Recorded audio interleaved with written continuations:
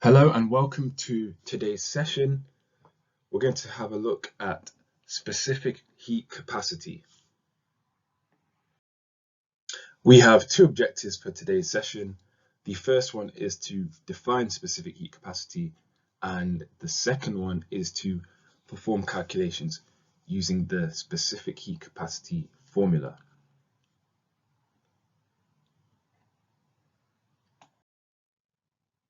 Defining the specific heat capacity then, C, not to be confused with the speed of light, it tells us the energy required to raise the temperature of a unit mass of the substance by 1 Kelvin without a change of state.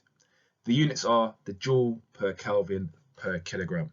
So, for example, water, the value of its specific heat capacity at a liquid state is 4,200 joules per Kelvin per kilogram. So we can use that in the next formula to calculate the energy required to raise water by a certain temperature. So that's what we'll do in some of these worked examples. We'll have a amount of water, or it could be some other substance, and we want to know how much energy is involved to raise the temperature.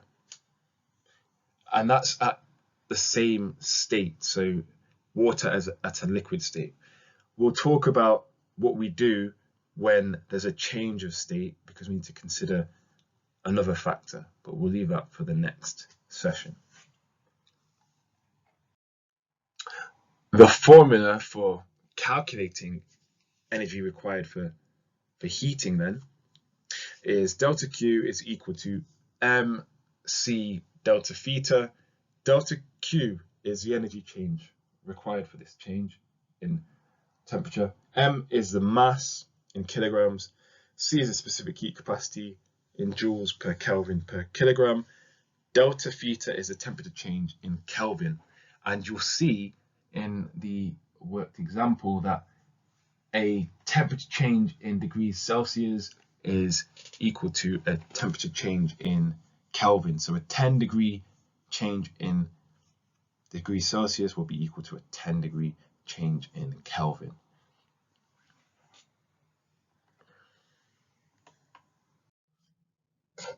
Okay, so the first example we have then, we've got a bucket and it contains 11.5 litres of cold water at 10 degrees C. It's taken into a house at a warmer temperature and left inside until it has reached thermal equilibrium with its new surroundings. If 504 kilojoules of energy is absorbed from the surroundings to heat the water, what is the temperature of the room? So we want to find the temperature of the room.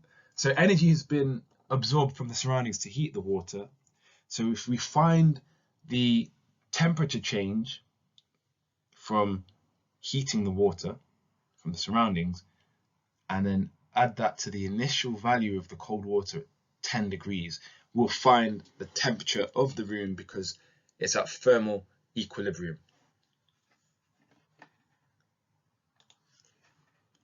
So first of all, our formula is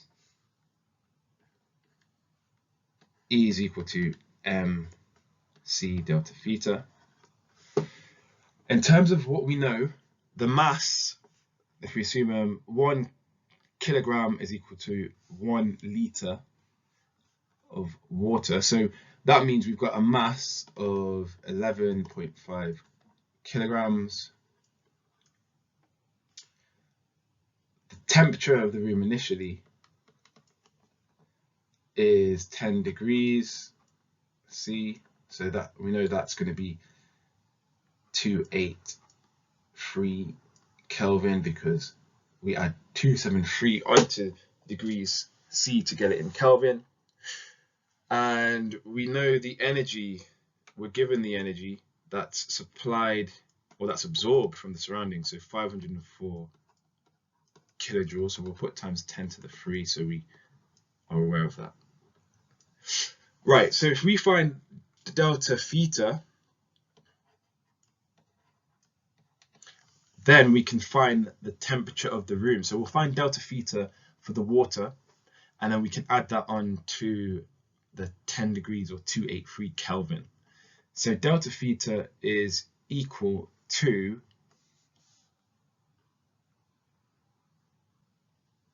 E over mc. The specific heat capacity for water is 4,200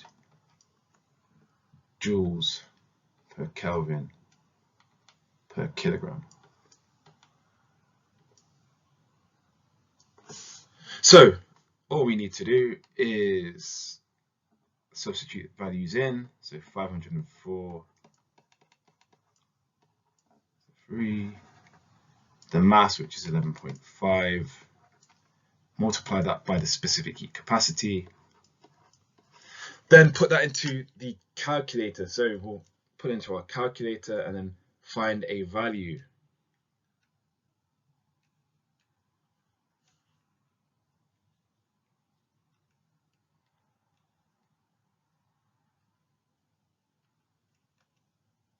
So delta theta then is 10.4 Kelvin.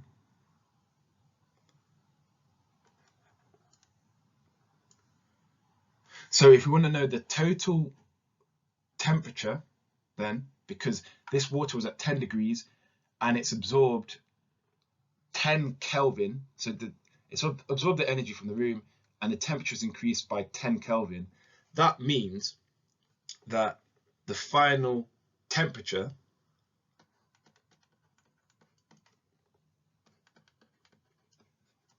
of the water and of the room, because it's in thermal equilibrium, is going to be 283 plus 10.4,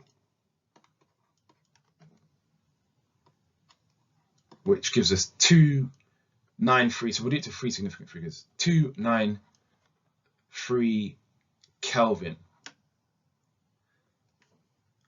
So that's the final temperature of the room because it's in thermal equilibrium.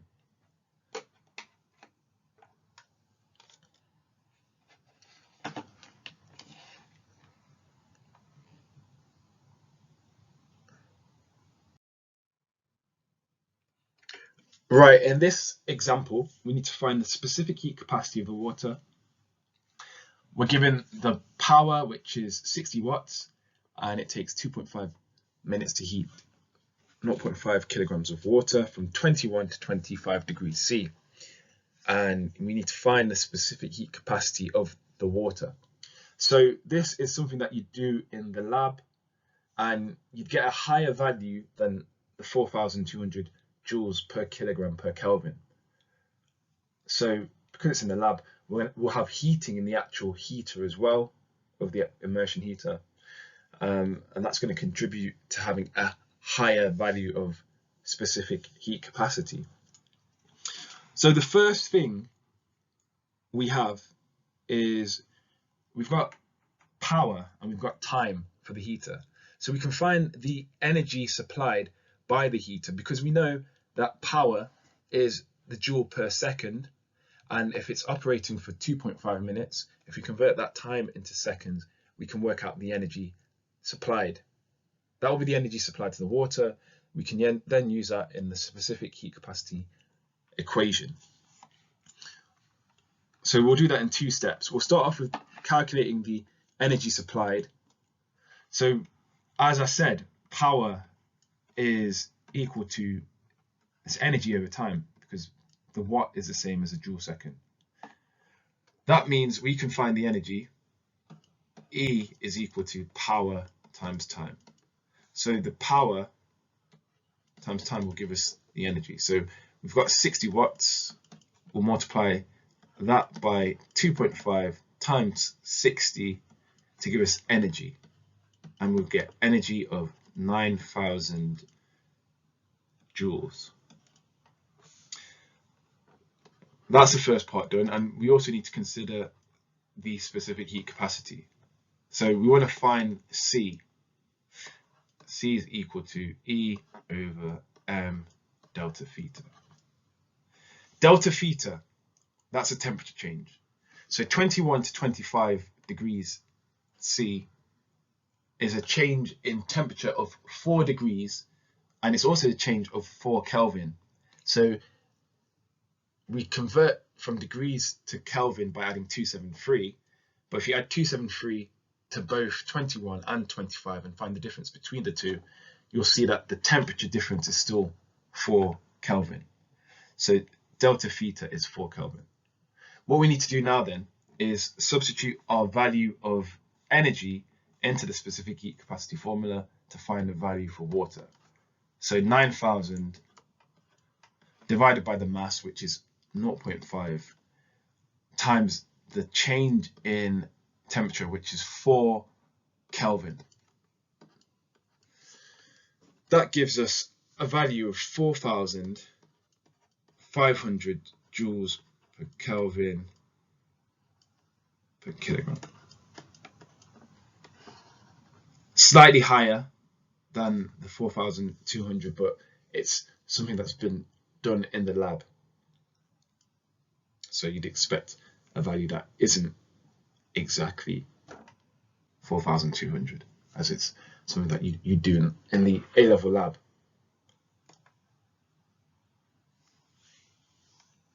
And that's how you tackle those two particular problems using the specific heat capacity formula.